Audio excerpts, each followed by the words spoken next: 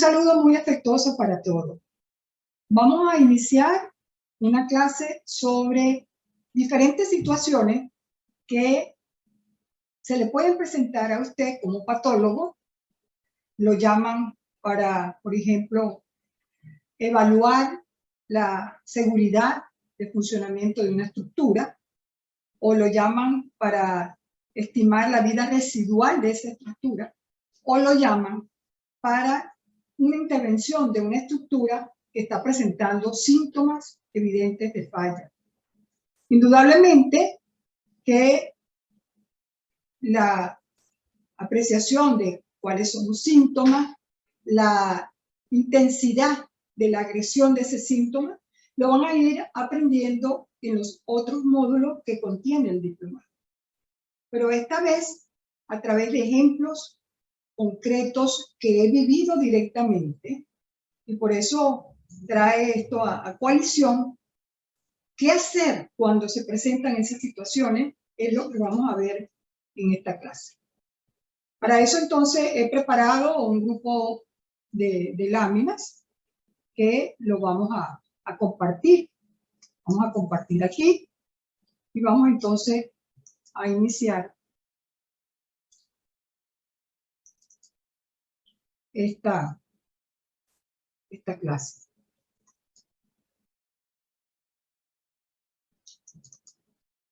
Como su nombre entonces está indicado, ¿verdad? Allí vamos a ver entonces diferentes situaciones que puede enfrentar un patólogo. La responsabilidad de un patólogo es sumamente importante. Es como la responsabilidad de un médico patólogo, que indica una ruta o un camino para abordar cierto tipo de enfermedad que pueda estar presente. Si él se equivoca, todas las acciones posteriores que van a indicar un resultado de un diagnóstico van a ser erradas. Pueden más bien originar un agravamiento de la lesión. De manera que esas situaciones que usted va a tener que tener en cuenta cuando lo llamen para alguna de las funciones del patólogo, ya sea entonces definir la vida residual de esa estructura, ya sea el tipo de intervención que esa estructura amerita para ser rehabilitada, o ya sea en un caso negativo que no tenga ningún remedio, la demolición o la sustitución de alguno de sus componentes. Vamos a ver entonces esta figura, ya ustedes la conocen, son las torres del CISAL en Barquisimeto, Venezuela, y posteriormente pues vamos a entrar en detalle del caso de esa estructura. Aquí vamos a ver dos casos que personalmente me tocaron vivir, ¿no? La primera situación es cómo prever el colapso de una estructura. Que si usted ve que los daños tienen una intensidad tal que puedan originar un colapso, tiene que tomar medidas preventivas para asegurar el funcionamiento y que no cause ese colapso daños materiales o humanos que puedan representar pues, un gran duelo y un gran costo para los habitantes, los beneficiarios de esa estructura. Entonces, vamos a ver qué se puede hacer. En este caso, se trata de una estructura, de un galpón industrial en un ambiente marino, muy cerca de la playa, muy cerca del mar, donde, como ustedes saben, ese ambiente lo van a ver con mayor precisión en otra clase posterior cuando les hablen de la intensidad de la agresión, cómo se mide ambiental. Van a ver cómo el mar tiene una condensación tal de cloruro que representa un ambiente que habrá que tener en cuenta en el momento que usted diseña o le toca hacer tareas de mantenimiento o conservación de esa estructura. Mencionarles pues exactamente cómo es la estructura de este galpón, quiero señalar la importancia de desarrollar la observación El ojo, ustedes saben que hay una expresión que los médicos dicen, ese doctor es muy bueno porque tiene ojo clínico. Pues en el caso de los patólogos de la construcción, también podríamos utilizar esa expresión. Desarrollar la capacidad de observación es muy importante para un patólogo. Desde que usted entra, como hablamos en la clase cuando hablábamos del proceso de aproximación a la estructura, tiene que saber el historial de esa estructura, con cuántas cargas fue diseñado y con cuántas cargas funciona actualmente, con qué uso fue prevista esa estructura y qué uso se le está dando actualmente, cómo es la relación entre los elementos estructura-suelo, entre el elemento estructura-ambiente, entre el elemento estructura-instalaciones de servicio. Y el otro elemento, entonces, que usted va a observar de arriba hacia abajo cómo se presenta la sintomatología de falla, o si es de abajo hacia arriba. Todos esos elementos de observación le van a permitir a usted tener un diagnóstico o un prediagnóstico, ¿verdad?, visual primario, que después lo va a tener que corroborar con los ensayos y la ocultación. Y lo otro es la previsión. La previsión es muy importante porque si usted ve, como vamos a ver, que me tocó a mí personalmente, que esa estructura está a punto de colapsar, usted lo anuncia, lo pasa por escrito o inmediatamente manda una orden de desalojo de esa estructura o, en su defecto, de reestructurar provisionalmente con algunos elementos provisionales que le permitan sostener esa estructura provisionalmente mientras que se toma una decisión de intervención. Entonces hay puntales metálicos,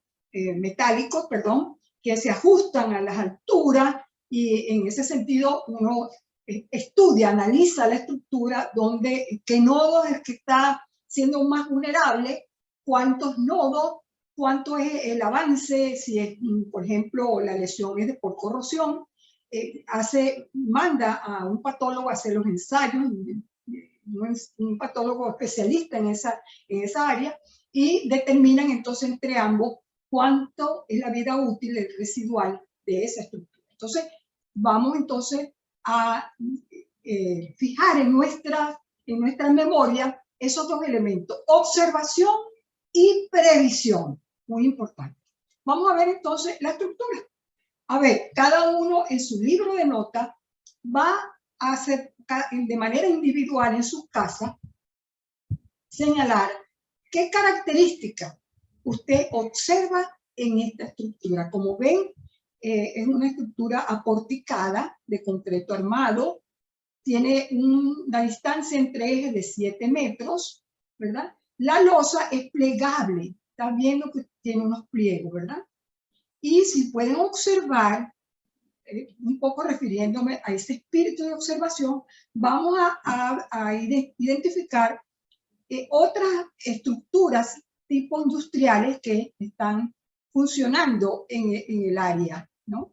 Entonces, es decir, que además del elemento de agresión máxima que representa el mar, tenemos entonces otros elementos agresivos que representan la industria. En este caso, se trata de una industria que produce los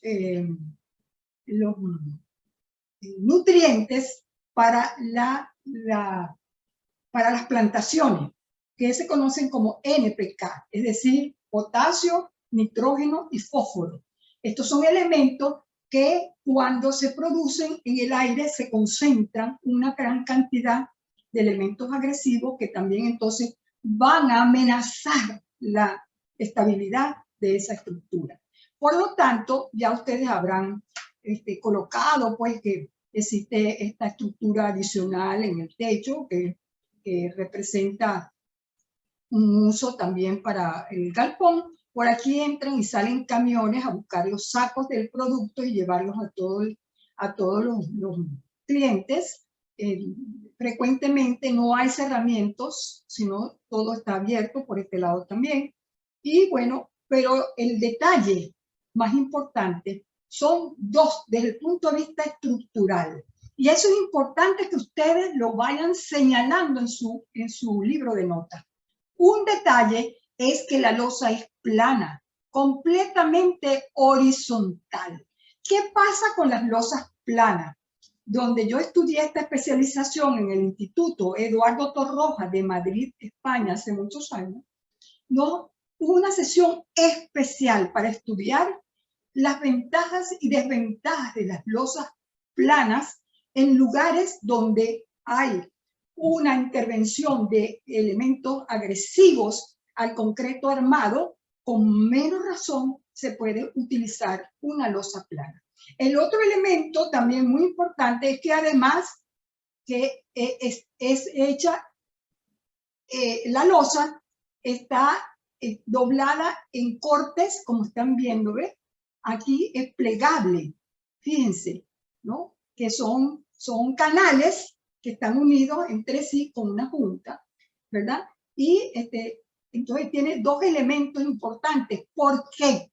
Quisiera que ustedes reflexionaran sobre por qué puede ser importante para la durabilidad el uso de una losa diferente a esta. O, al contrario, la pregunta, ¿por qué este tipo de losa plegable puede ser más peligrosa o más agresiva para la estabilidad de la estructura? Si tenemos aquí en el ambiente, en el aire, concentración de elementos agresivos de ácido, entonces ellos se van a depositar en el intermedio del pliego y por lo tanto, ¿verdad? Esto va a actuar como unos canales que vamos a ver en las diapositivas que vienen. Vamos a ver cómo influyeron en el comportamiento de esta estructura. Entonces, por otro lado, ya ustedes habrán investigado sobre qué son los indicadores de daños. Es una lectura que en la programación yo pedí al coordinador que les solicitara, ¿verdad?, la revisión de literatura sobre a qué se llama indicadores de daño. En el manual de corrosión de la Universidad del Zulia existe un capítulo completo sobre la importancia de conocer a exactitud qué representa el significado de los indicadores de daño de una estructura. Vamos a ver entonces en este caso, aquí están señalados, ¿ves? Vamos a ver entonces que este elemento, a ver, hago la pregunta, ¿qué significaría para usted este elemento en esta estructura? Y vamos entonces a identificar el encuentro del pliego, ¿verdad?, sobre la viga. Fíjense, aquí hay un encuentro, aquí hay otro encuentro de esa viga. Pero la viga, al mostrarme estos parches, ¿ve?, me están diciendo que fue intervenida anteriormente, que la corrosión se manifestó con síntomas, con grietas, con desprendimiento de material y decidieron cerrarla, taparla. Lo cual vamos a ver que a veces la cura es peor que la enfermedad. Entonces es muy importante tener un diagnóstico asertivo para no cometer errores de este tipo. Entonces esta estructura ha sido intervenida anteriormente y por eso vamos a analizar cómo fue su colapso. Entonces aquí vemos con más detalle, ¿verdad?, los indicadores de daño. Fíjense, aquí también se ve claramente que la intervención anterior, sin embargo, desprendió esa intervención, ese material lo desprendió completamente, solo se ve lo que quedó de esa intervención, el resto, ¿ve? Pero se ve el estado de salud de esas cabillas. Fíjense que aquí está, ¿ve?, la grieta, que hasta aquí llegó. Todavía este material falta por desprenderse con toda seguridad en ese momento. Y bueno, aquí yo quería señalar, ¿no?, la importancia de los nodos, el encuentro de las vigas que se unen a la columna es un elemento muy importante para la estabilidad. Aquí vemos entonces también desprendimiento de material y cabilla completamente expuesta al aire. Entonces, la pregunta es, ¿qué observa en la imagen? Usted anote para después entonces hacerme llegar esas notas sobre esta presentación, este caso, este estudio de este caso, y eso va a tener una asignación calificativa. Identifique los indicadores de daño. Entonces tienen que leerse, investigar sobre qué son indicadores de daño, y en este caso, este tipo de indicadores, ¿qué respuesta, qué está significando para nosotros en el caso de esa estructura? Vemos aquí entonces, aquí se ve con más detalle el encuentro del canal, porque ¿qué pasaba entonces? Que esto trabajaba como muchos canales sobre las vigas. Entonces en cada postura pues, de cada uno de esos canales en la viga iba siendo un foco importante de agresión para la estructura. Aquí vemos claramente, antes de que se desprendiera los materiales que están a punto de desprenderse, una imagen al respecto.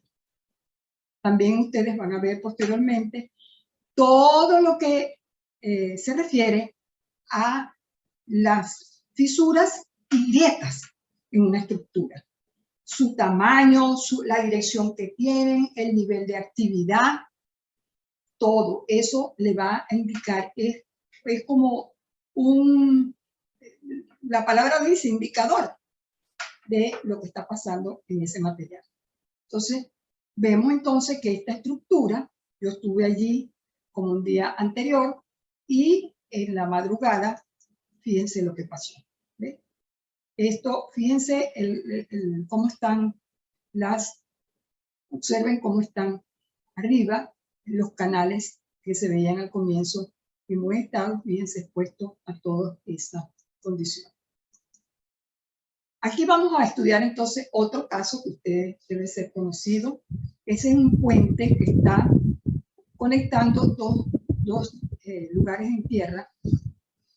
También en ambiente marino, un puente de concreto armado, está sobre unos pilotes, los cabezales de los pilotes y esta columna.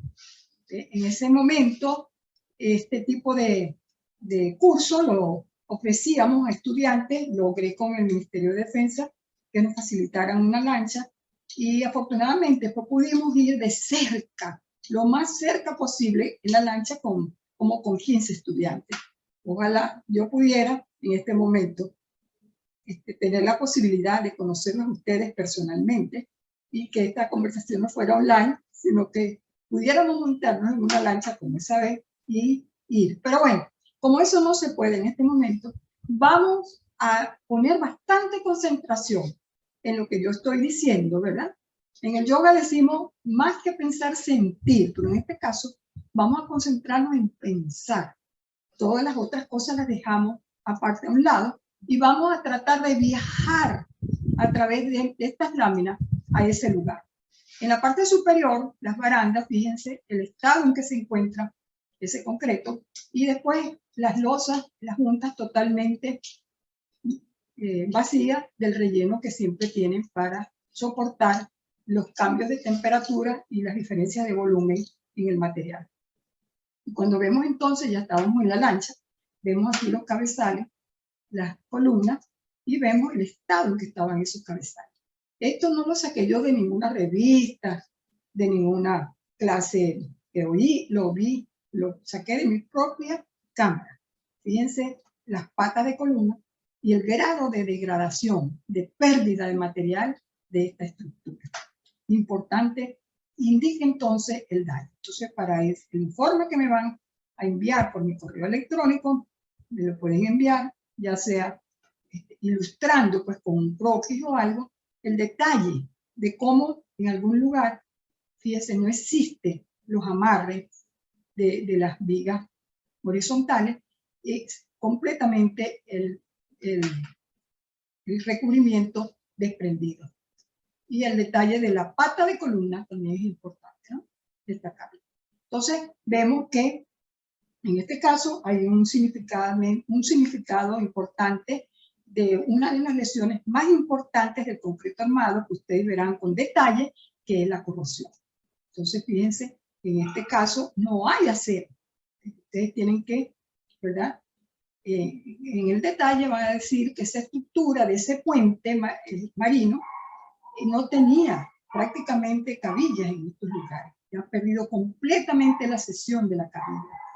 En este lo podemos denominar como una desintegración o deterioro del concreto y o del refuerzo por el fenómeno electroquímico de la corrosión. O sea, que la desintegración no solamente ocurrió en este caso, en el acero, sino también en el concreto. Entonces, por favor, estudien la diferencia entre lo que es desintegración en el concreto, en el material como tal, y lo que es la corrosión metálica, en el acero propiamente dicho. Y en este caso, las manchas, todo lo que fue la lixiviación, que también les invito a que lo estudien, ya cuando venga la profesora indicada para estudiar lo que son los materiales, ustedes van entonces a conocer cómo se ocurre la descomposición y lavado de los compuestos de la pasta del cemento como consecuencia de reacciones químicas por la acción de ácido. Eso es lo que se conoce como lixiviación. Todos estos fenómenos los encontramos aquí en esta estructura. Pues aquí vemos, ¿verdad? También encontramos grietas bastante pronunciadas paralelas al acero principal, grietas también aquí en el cabezal, en las vigas, etc. Ya vimos las columnas aquí están, los pies de columna, y ya vimos los cabezales aquí, el detalle del cabezal. Aquí bueno, una observación muchísimo más de cerca, en detalle, para que ustedes vean cómo ese material, por mucha ductilidad que tenía, ahora ha perdido completamente sus propiedades. Entonces, vamos a ver, entonces con eso estamos bastante claros que al entrar yo en una estructura a la cual me ha sido llamada como experta en patología, tengo que identificar el grado de vulnerabilidad que tiene para alertar a los habitantes o a los usuarios de esa estructura que la proximidad que pueda estar para colapsar. E indicar, si no se puede desalojar completamente, entonces indicar de inmediato no usarlo hasta cuando no estén ya implementado un grupo de estructuras provisionales, puntales metálicos que se ajustan a las distintas alturas y con un análisis de estructura de un especialista para sostener esa estructura mientras que pueda ser intervenida. Entonces, el aspecto de la durabilidad de esa estructura, cuánto es el tiempo residual que tiene o la necesidad que tiene de intervención inmediata y las medidas que ustedes tienen que tomar para evitar, como dicen, previsión, observación y previsión, que esa estructura dañe equipo o dañe personas. Aquí tenemos entonces una segunda situación que se les puede presentar en su condición de patólogo. Cuando nos llaman para intervenir una estructura o para diagnosticarla, ¿sí? O sencillamente para establecer la seguridad de los usuarios de esa estructura, vamos entonces a encontrar muchas veces estructuras descubiertas en ambientes altamente agresivos, que han sido producto de intervenciones anteriores y eso origina problemas adicionales a lo que tenía previamente esa estructura. Esa es otra situación que puedan encontrar. Fíjense los detalles del momento que vamos. Se ve que fue intervenida hace mucho tiempo por la vejez que se ve en el deterioro del material y nos toca entonces advertir. Puede ser peor el remedio que la enfermedad. Entonces, en ese proceso de evaluación e intervención de la estructura, ¿verdad? Tenemos que tomar medidas adicionales, ¿sí? O también no ser nosotros los responsables cuando tengamos que atender una estructura, de dejar abiertos los puntos que se necesitan descubrir del acero para hacer cierto tipo de ensayos que también ustedes van a conocer a través de este diplomado, qué tipo de ensayos se requieren para identificar algunas lesiones de estructura propias de estructuras de concreto armado. Entonces, en este caso fue evidente el descuido del ingeniero por razones presupuestarias, abandonó la estructura dejando expuesto el acero a condiciones severas de agresividad.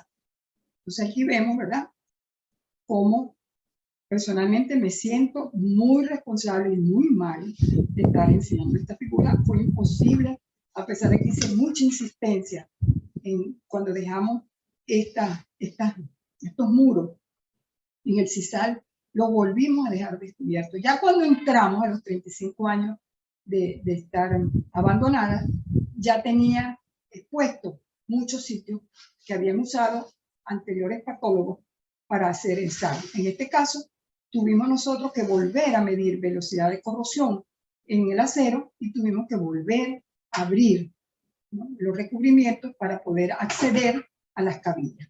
Y cuando nos fuimos, lamentablemente, hay algunas cosas que no dependen de uno, por más que lo hicimos por escrito en varias ocasiones y la alertamos, no fue posible que se quedara cerrado eso. Entonces, fíjense, aquí se ve claramente, ¿verdad?, no solamente en las columnas, sino que también todo el tratamiento de crecimiento que se hizo aquí en las losas de fundación también quedó al descubierto. Eso fue realmente una gran preocupación.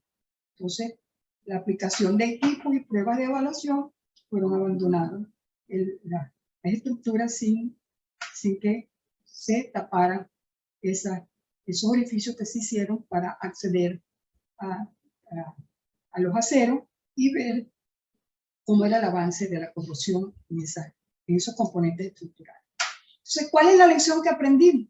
Aquí, a ver, ustedes piénsenlo, ¿verdad?, y en sus notas, antes de que yo lo manifieste, ustedes pueden ir reflexionando sobre qué les enseñó esta experiencia. Si usted lo llama y encuentra una estructura con huecos que dejan expuesto el acero al medio, y además que sabe que el medio ambiente es sumamente, altamente agresivo, ¿qué hacer? ¿Qué hacer? Entonces hay que identificar cuándo y cómo cerrar un ciclo de intervención y cuándo y cómo iniciar un nuevo ciclo. O sea que si les toca cerrar el ciclo, tienen que tapar primero todo eso que estaba abierto, después de haber revisado las condiciones del acero y tomar decisión. Y cuando se abre de nuevo, hay que tomar algunas previsiones. Seguimos entonces en esta misma línea, ¿verdad? Vamos a ver la tercera situación que se le va a presentar en su condición de patólogo. Ser patólogo no es fácil, ¿sabes? No es lo mismo ejercer la profesión cuando uno se gradúa, cuando tiene experiencia de construcciones nuevas, a tener experiencia en lo que son rehabilitaciones o preservación o retrofix, cualquiera de los tipos de intervenciones que vimos al comienzo.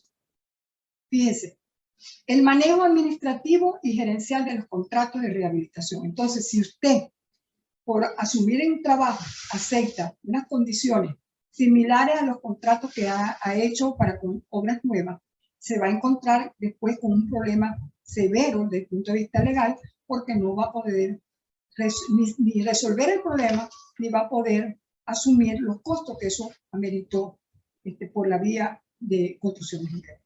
Entonces, los códigos y normativas son casi siempre, en casi todos los países, elaborados para obras nuevas. Yo he hecho trabajo de investigación y he propuesto a las comisiones de normas nacionales que desarrollen normas para las intervenciones, para la rehabilitación de edificaciones de concreto armado. Entonces, tienen que buscar una persona que tenga experiencia en esas normas, cómo intervenir una estructura sin caer en problemas peores para la misma, etc. Entonces, Además, los gerentes, los que le van a dar el contrato, no conocen las particularidades de esta obra. No saben que existe toda una tecnología, tanto de andamios como de materiales epóxicos, de equipos que se han desarrollado para identificar las lesiones, etcétera, que son especiales para rehabilitación de edificación. De manera que entonces a usted le toca una tarea para concientizar a esas personas de esa problemática. Entonces, ¿cuál es la lección que aprendemos de esto? Se necesita la planificación antes de firmar el contrato para saber cuál va a ser los controles de productividad, de tiempo y los costos de ejecución de esta obra. En el caso de las Torres del Sisal, recuerdo que buscábamos un especialista en planificación porque la escala de esa obra, de 20.000 metros cuadrados, 4 torres, no era ninguna tontería. De manera que tuvimos que arreglárnosla porque fue difícil. Al final conseguimos a alguien que nos ayudara a establecer formatos para controlar la productividad de las reparaciones locales, puntuales, de la productividad de las cuadrillas, del control del tiempo, que no se pasara de lo establecido, y sobre todo de los costos de ejecución. La modalidad de contratación que se usa en los organismos públicos es la llamada como IPC, que significa ingeniería, todo lo que amerita la procura y todo lo que amerita ya propiamente los procedimientos de construcción. Pero para rehabilitaciones no existe ningún modelo de contrato que le permita a usted, y es que no es fácil porque cada obra tiene sus características. Va a depender de la escala de la obra, del tamaño de la edificación, y va a depender también el lugar donde usted va a trabajar, qué acceso tiene a las fábricas de materiales específicos para este tipo de obra. De manera que no es fácil asumir un contrato para rehabilitación sin cometer errores. Por lo tanto, hay que estar pendiente de esa parte, ¿no? Otra lección, la dificultad de estimar las obras adicionales. Imprevisibilidad de la realidad de las condiciones o requerimientos de la intervención. Claro, porque muchas veces hay enfermedades ocultas que no se saben hasta que no salgan. De manera que entonces en el contrato de rehabilitación tiene que haber una partida que prevea, ¿no?, que si aparece un daño no indicado al comienzo del contrato, puedan ustedes abordarlo de alguna manera. Y la variabilidad en los procedimientos de ejecución, también porque cada obra a veces amerita una adecuación de esos procedimientos que, si bien se conoce, en el caso nuestro teníamos como 59 procedimientos de ejecución, fíjense, ¿no? Cada uno bien detallado, con un formato paso a paso. Es decir, por ejemplo, crecimiento de estructuras verticales. Bueno, eso tenía el paso 1, paso 2, los injertos, con qué máquina, con el especialista, el obrero, qué tipo de cuadrilla iba a atacar eso, en qué tiempo, etc. Entonces, muchas veces, de acuerdo a las características del lugar donde usted esté trabajando y de la obra, va a cambiar los procedimientos. Y una última situación que vamos entonces a registrar en este viaje que hemos hecho de diferentes situaciones que usted puede enfrentar como patólogo, tenemos lo que es muy frecuente: no se dispone de recursos humanos capacitados para el tipo de intervención requerida. Eso es muy frecuente en nuestros países.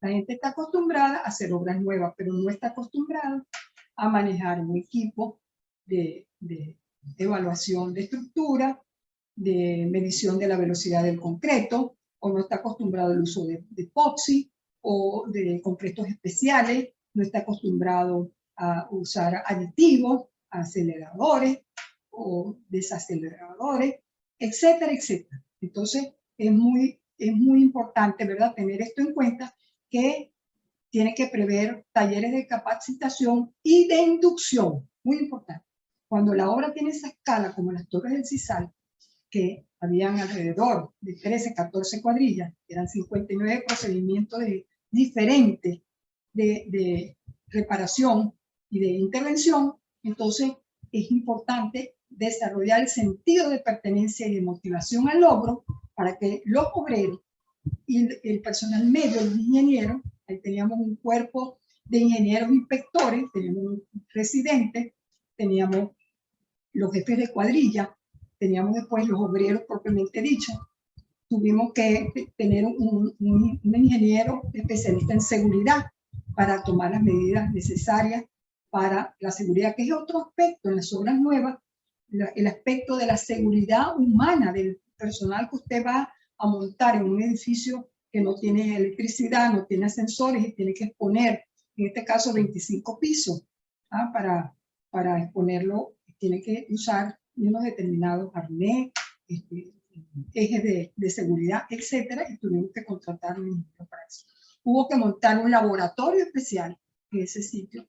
Teníamos la producción de concretos especiales para aplicarlo. Teníamos un grupo de ingenieros de diseño del mismo proyecto de la estructura, que de seguro, cuando vean lo correspondiente a los capítulos de estructura, seguro que les van a mencionar. Entonces, muy importante que esos obreros tengan un sentido de pertenencia para, en vez de retrasar, ayudar a la ingeniería a cumplir con su objetivo. En resumen, pudiéramos entonces ir hacia el comienzo de esta intervención y podríamos entonces repasar. ¿Cuál fue la primera situación que se le puede presentar? Anoten su libro de notas. ¿Cómo evitar el colapso de una estructura? ¿Cuál fue la segunda situación? Rehabilitar estructuras expuestas ya intervenidas anteriormente ameritan de una evaluación en la intervención de la estructura que ameritan pasos esenciales primarios para poder intervenir. ¿Cuál es la tercera situación? El manejo administrativo y gerencial de los contratos de rehabilitación. Y finalmente, la última situación que usted tiene que tener en cuenta en el momento de la intervención, el recurso humano no disponible para este tipo de tareas tiene que prever talleres de capacitación para las diferentes